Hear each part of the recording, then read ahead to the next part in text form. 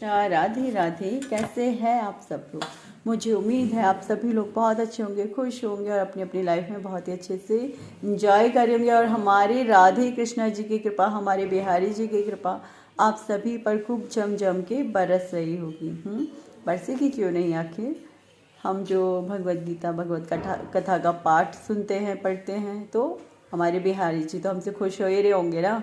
और वो हमें खूब भर भर के आशीर्वाद भी दे रहेंगे और अपनी कृपा भी बरसा रहे होंगे। ठीक है, वीडियो को एंड तक ज़रूर देखिएगा। वीडियो को लाइक शेयर सब्सक्राइब ज़रूर से कीजिएगा, कमेंट भी कीजिएगा। और चलिए आगे बढ़ते हैं।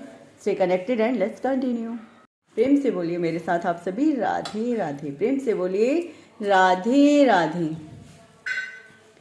देखिए, आत्मा ना तो कभी किसी शस्त्र द्वारा खंड खंड किया जा सकता है, ना अग्नि द्वारा जलाया जा सकता है, ना जल द्वारा भिगोया या वायु द्वारा सुखाया जा सकता है। हाँ जी, आत्मा को ना तो आप किसी भी शस्त्र के द्वारा खंडित कर सकते हैं, ना ही अग्नि द्वारा उसे जला सकते हैं, और ना ही जल के द्वारा उसे डुबो के भिगोया जा सकता है या डुबो के मारा जा सकता है, या वायु के द्वारा उसे सुखाया जा सकता है। ऐसा कुछ नहीं कर सकते।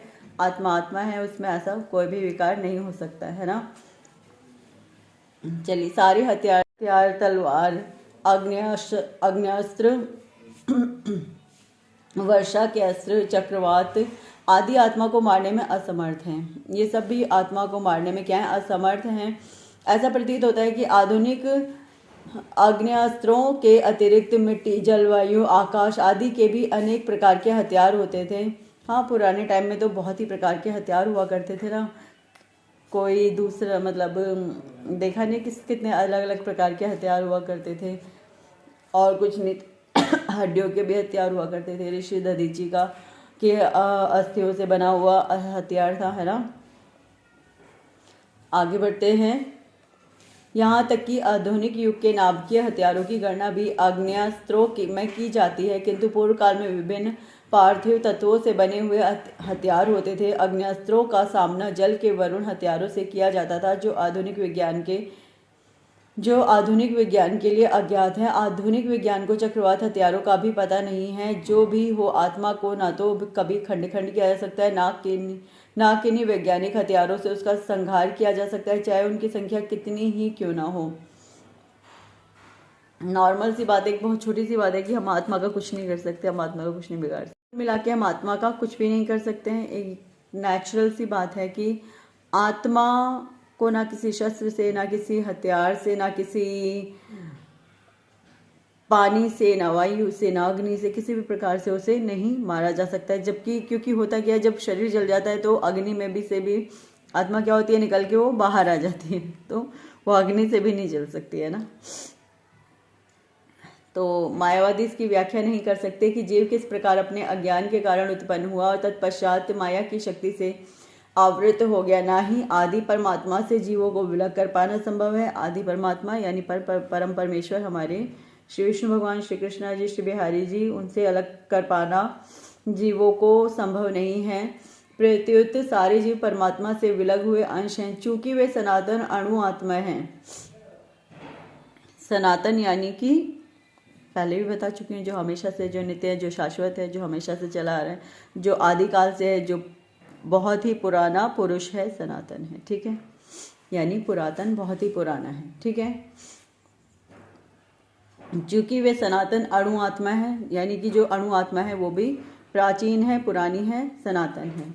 अतः माया द्वारा आवृत होने की उनकी प्रवृत्ति स्वाभाविक है और इस तरह वे भगवान की संगति से पृथक हो जाते हैं। जिस प्रकार अग्नि के स्फुलिंग अग्नि से विलग होते ही बुझ जाते हैं, यद्यपि इन दोनों के गुण समान होते हैं। वरा पुराण में जीवों को परमात्मा का भिन्न अंश कहा गया है। भगवद गीता के अनुसार भी वे शाश्वत रूप से ऐसे ही अतः मोह से मुक्त होकर भी जीव पृथक अस्तित्व रखता है, जैसा कि कृष्ण द्वारा अर्जुन को दिए गए उपदेशों से स्पष्ट है। अर्जुन कृष्ण के उपदेश के कारण मुक्त तो हो गया, किंतु कभी भी कृष्ण से एकाकार नहीं हुआ। कहने का अर्थ यह है कि देखिए, होने को तो अर्जुन भगवान जी से गीता का उपदेश पा करके मुक्त हुए थे, सारी चीज़ें उन्हें समझाई गई थी, उनको ज्ञान दिया गया, नॉलेज दी गई सारी, है ना। लेकिन तभी वो कृष्ण तो नहीं बन गए थे ना, रहे तो वो वही आत्मा ही ना, अणु आत्मा, परमेश्वर तो नहीं बन गए थे।